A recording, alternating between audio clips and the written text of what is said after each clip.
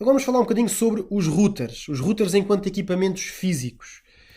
Ora bem, o router é basicamente um computador, portanto, eles têm processador, têm memória, têm dispositivos de entrada e saída. No caso da Cisco, os routers utilizam o iOS como sistema operativo. Tal como os computadores também têm memória, têm a RAM, têm a ROM, têm a NVRAM e a flash, cada uma delas com um objetivo muito próprio, que vamos ver de seguida. Em termos internos, os routers apresentam sensivelmente a mesma estrutura geral. E agora vamos olhar agora para essa estrutura, onde vamos conhecer um bocadinho do exemplo de um router por dentro, mas que serve de base a muitos outros routers que pudéssemos estar a ver. Então temos aqui uma ventoinha que serve para refrigerar o equipamento, porque são equipamentos que aquecem bastante. Temos a fonte de alimentação, fundamental para fornecimento de corrente elétrica e para garantir o funcionamento do equipamento. Temos aqui dois interfaces que servem para ligação de placas HVIC, por exemplo, para acrescentar portas de diferentes tipologias ao nosso router. Elas funcionam aqui um bocadinho como as PCM-SIA dos PCs, portanto ele tem aqui uma interface de ligação e as placas são encaixadas assim neste sentido. E confere aqui uma nova funcionalidade a este router, porque muitos routers da Cisco são vendidos com estas slots, chamemos-lhes assim, vazias, e depois o cliente é que escolhe o tipo de interface que vai querer utilizar, se é de fibra óptica, se é de outro tipo. Então, o que temos aqui são dois exemplos de dois dissipadores para estas placas que nós acrescentamos aqui, que são placas que também vão gerar bastante calor e, portanto, elas precisam destes dissipadores de calor. Depois temos o CPU, portanto o CPU que é o processador do nosso router. Temos um módulo de integração avançada que basicamente é um apoio ou uma extensão do CPU principal que auxilia o processador naquelas tarefas um bocadinho mais exigentes, como é o caso de criptografia. Depois temos a RAM não volátil, temos a memória flash, que basicamente vamos ver a seguir como é que estas duas memórias se dividem. Portanto, temos a memória RAM não volátil, temos a memória RAM dinâmica, e que, portanto, no fundo estamos a falar aqui um bocadinho à semelhança daquilo que os PCs têm, a ROM e a RAM, sendo que aqui são todas RAM, sendo que uma delas é mais permanente do que a outra. A outra é totalmente volátil, que é esta que temos aqui. Mas já vamos olhar para elas para perceber melhor. Então, aqui estão elas. Dentro da memória de um router, o que nós temos basicamente é isto. Nós temos uma parte da memória que é volátil e temos uma parte da memória que não é volátil. Dentro da memória não volátil, nós temos a ROM e temos a NVRAM e a flash. Dentro da memória volátil, temos apenas a RAM. Qual é que é a diferença? À semelhança dos PCs, toda a parte não volátil é aquela que, independentemente do equipamento ser desligado ou não, ela vai permanecer guardada. Toda a memória volátil é a memória de execução, é aquela onde estão todos os componentes que estão em funcionamento naquele momento em termos de software e que, ao ser reiniciado o equipamento ou ao ser desligado o equipamento da corrente, automaticamente ela vai ser limpa. Então, agora falando um bocadinho sobre estes 4 tipos de memória. A memória RAM, pronto, é a memória que é volátil, é aquela que é apagada cada vez que o equipamento é desligado ou encerrado. É usada para armazenar as aplicações, os processos e os dados que devem de ser executados pelo CPU. É também onde fica guardado o iOS que está em execução, onde fica guardada a tabela de routing e a tabela de ARP, o ficheiro de configuração que está ativo e que está a chamada running config, portanto a configuração que está em execução, e ainda o buffer de pacotes que aguardam a entrega. Portanto, tudo isto é colocado na memória RAM que é totalmente volátil. Portanto, se houver uma quebra de energia e o equipamento se desligue, tudo o que está na memória RAM é automaticamente apagado. E depois temos a parte não volátil da memória, onde se destacam a ROM, a NVRAM e a flash. A ROM, então, é uma memória onde nós temos guardado um iOS limitado, e é onde são guardados também as instruções de POST. O POST é um procedimento de arranque, portanto, POST significa Power On Self-Test, que os PCs também fazem, em que no caso do PC é enviado um bit a cada componente de hardware para que eles respondam e a nossa BIOS ou a nossa UEFI tenham a certeza que todos os componentes do computador estão lá e estão em pleno funcionamento porque todos responderam. Quando não respondem dá aqueles bips de erro. No caso dos routers é igual, portanto ele também tem lá esse dispositivo, esse pequeno programa que basicamente verifica que estão lá os componentes todos e que o equipamento está pronto a ser arrancado.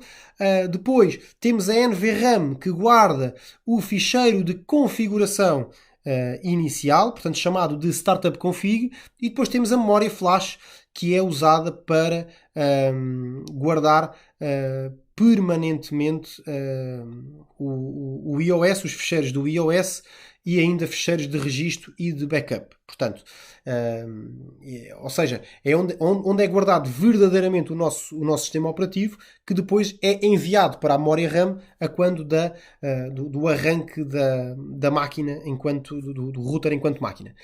Então, que ligações é que o router faz? Ligações físicas. Portanto, o router suporta ligações diferentes. Essencialmente, os routers têm portas LAN para as redes internas, locais, e as WAN para fazer a interligação entre routers. Modelos diferentes de routers hão de ter portas diferentes, sendo que na maioria dos casos os routers vêm com aquelas interfaces prontas para que nós possamos comprar as placas de rede que nós necessitamos para o nosso caso em particular, porque com o mesmo router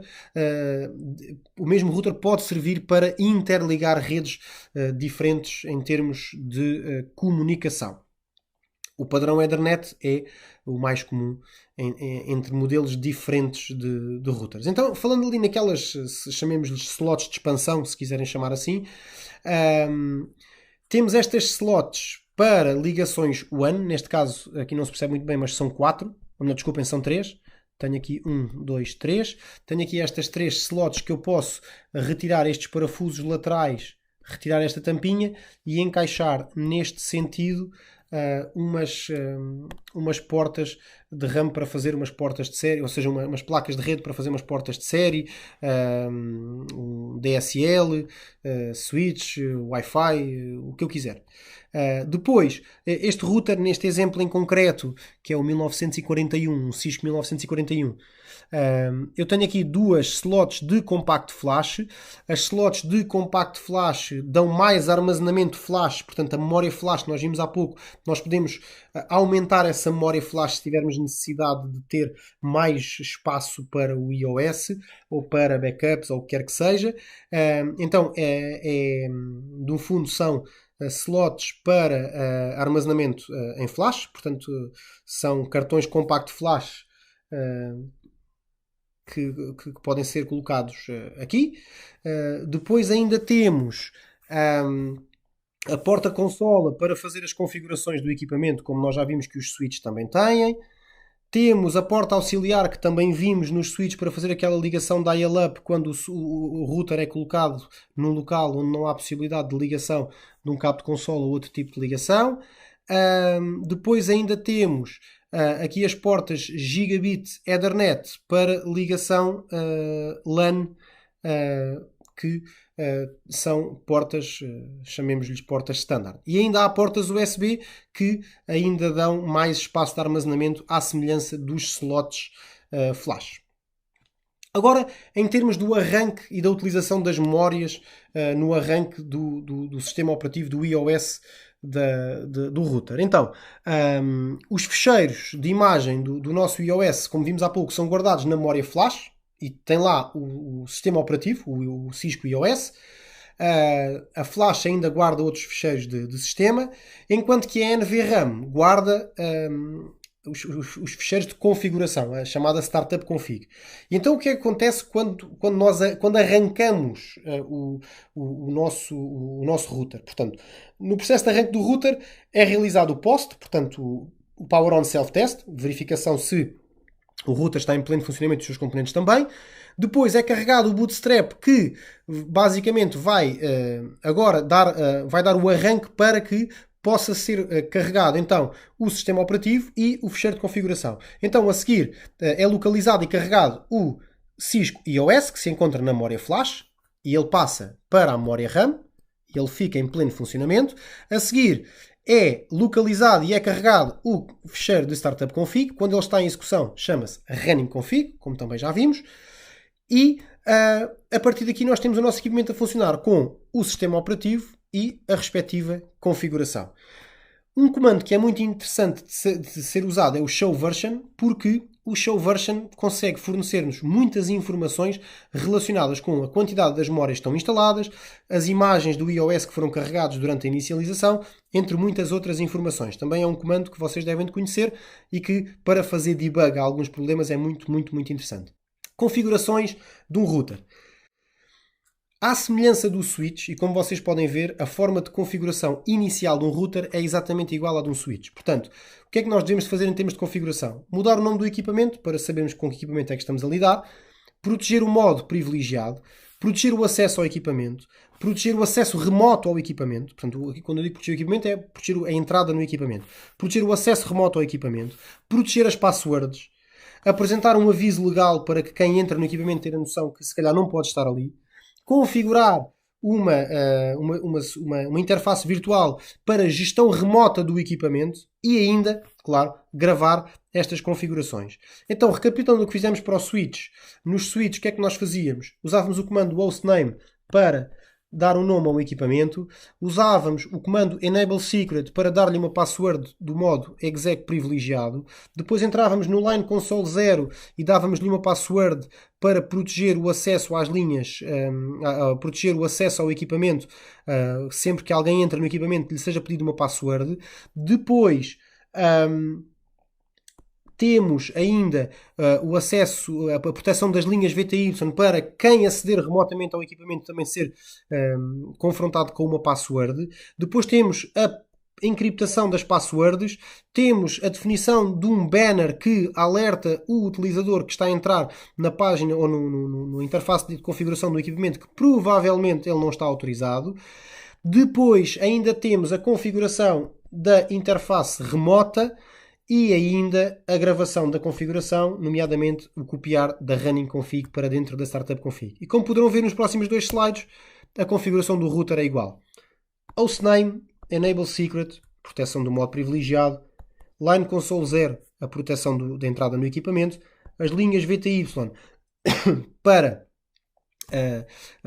o acesso remoto, portanto proteção do acesso remoto, o Service Password Encryption para encriptar as passwords ainda mais, depois o Banner Message of the Day para apresentar um aviso legal no acesso ao equipamento, a configuração do acesso remoto e ainda a cópia da running config para dentro da startup config para guardarmos permanentemente as configurações deste equipamento.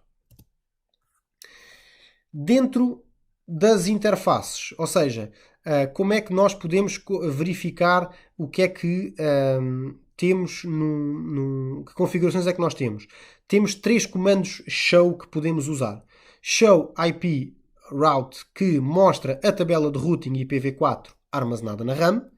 Temos o show interfaces, que mostra uma estatística de todas as interfaces do dispositivo, tanto as físicas como as virtuais, e depois o Show IP Interface, que mostra todas as interfaces no router. Portanto, o Show Interfaces muitas vezes é usado nos switches, o Show IP Interface, o Interface Brief, é muito usado nos routers.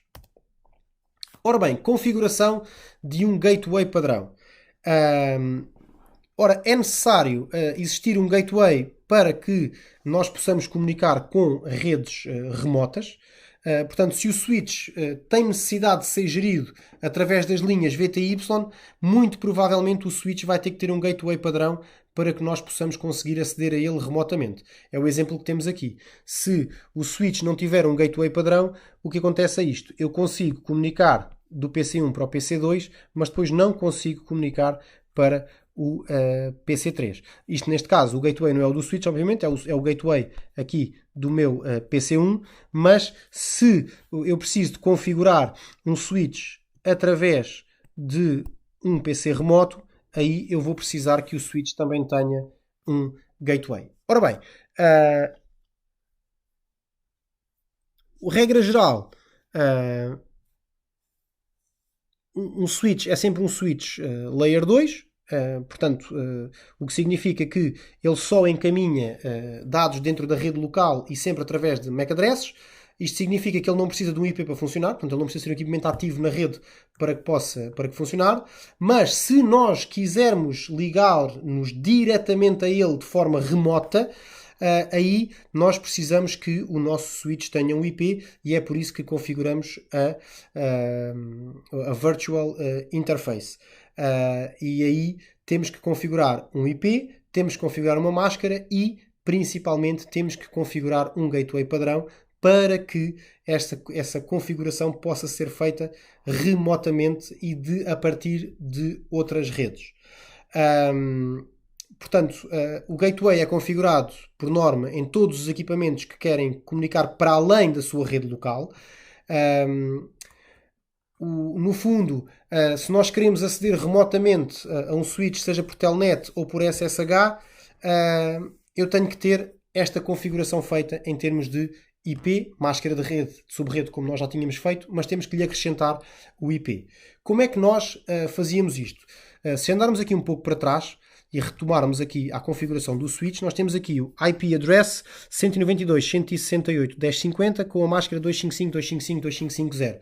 Se nós quiséssemos dar um gateway a este switch, tínhamos que usar este comando, que é o IP Default Gateway. IP Default Gateway e depois damos um espaço e colocamos o IP do gateway e a partir daí o nosso switch passa a ter não só IP e máscara de subrede, mas também passa a ter um IP, passa a ter um default gateway. Desta forma eu passo a poder configurar o meu equipamento remotamente, mesmo estando numa outra rede. Cá está. Reparem, interface VLAN 1, IP address 192.168.10.50, IP Default Gateway 192.168.10.1 e ele fica automaticamente configurado. Desta forma, este computador que não se encontra na mesma rede deste switch, e reparem porquê, porque o router provavelmente está a fazer uma rede para este lado e está a fazer outra rede para este. Se olharmos para os IPs percebemos isso. Deste lado aqui nós temos a rede 192.168.10.0. Do lado direito temos a rede 192.168.11.0. Como vamos aprender depois no outro capítulo, eles não estão na mesma rede. O que significa que esta comunicação, se não existir um default gateway neste equipamento, esta comunicação não consegue existir. Havendo um default gateway, ela acontece tranquilamente.